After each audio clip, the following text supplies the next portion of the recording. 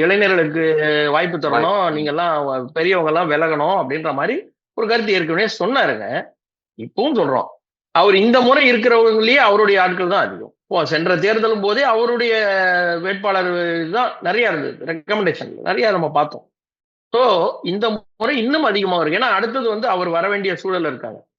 இப்ப அவர் ஜெயிச்சிட்டாங்க அப்படின்ற சூழல் தான் அவர் தான் அடுத்த முதல்வர் என்ற நிலைமையில இருக்காரு. அப்போ தனக்கான ஒரு கேபினெட்டை அவர் ரெடி பண்ண ட்ரை பண்ணுவார் கண்டிப்பா. ஏன்னா மூத்தவர்கள் இருக்கும்போது எப்படின்னா அப்பாக்கே நாங்க தான் சொன்னோம், நம்ம சொல்றது கேளுங்கன்ற வந்துடுச்சுன்னா இந்த ஆட்சிக்கு சரியா இருக்காதுன்ற நினைப்புல அவங்க, ஏன்னா எல்லா கட்சியுமே நம்ம ஜெயிக்க போறோம், நம்ம தான் அடுத்த ஆட்சிங்கிற நிலைமையில தான் வருவாங்க.